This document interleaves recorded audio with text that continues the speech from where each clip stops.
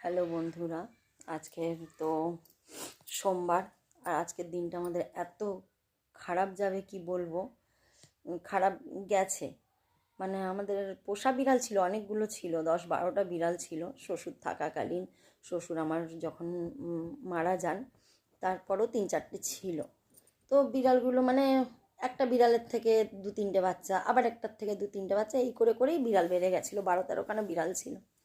তো সব বিড়াল মরে টরে যাওয়ার পরেও ডাক্তার চিকিৎসা করিয়েও বিড়াল টিড়াল মারা যাওয়ার পরে লাস্টে এই একটাই ছিল বংশের মধ্যে।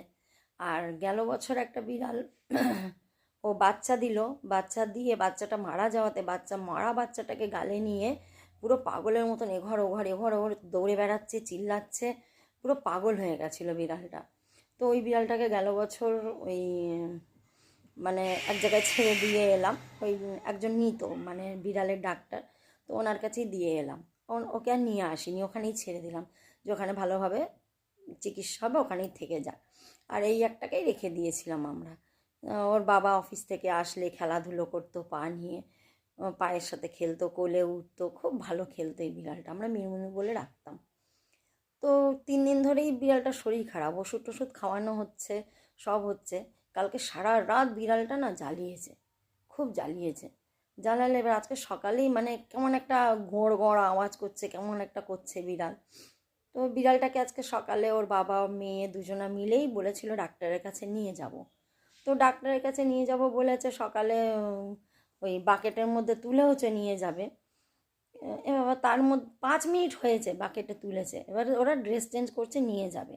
ওখান থেকে ডাক্তারের কাছ থেকে এসে তারপরে মেয়ে 11টা 11:30টার দিকে স্কুলে বেরোবে, আর ওর বাবা 12টার দিকে কাজে বেরোবে। বিড়ালটা মারা গেল। এত খারাপ লাগছে। আজকে সকালে আর রান্না টান্না আমরা কেউ আমি করলাম না। কেউ খাওয়ার ইচ্ছা নেই, বিড়ালটাকে নিয়ে মন খারাপ সবার। তো রান্না করলাম না। ও মেয়ে স্কুল চলে গেল চান ঠান করে পুজো দিয়ে, ওর বাবাও কাজে চলে গেল শুধু চা খেয়ে। আমি ওই চা দুটো বিস্কুট খেয়ে ওইভাবেই পড়ে রয়েছি। এখন বাজে বেলা 5টা 5। মেয়ে স্কুল থেকে আমাদের বাস স্টপে নেবে, জিজ্ঞাসা করছে মা কিছু খেয়েছো, কিছু করেছো? আমি না রে কিছু করিনি, ভালো লাগছে না বললাম। তো মেয়ে বলছে মা তাহলে একটু ডালে চালে খিচুড়ি বসাও, আমি দুটো পেঁয়াজি টিয়াজি নিয়ে আসি, খেয়ে নিই, আর কি করা যাবে।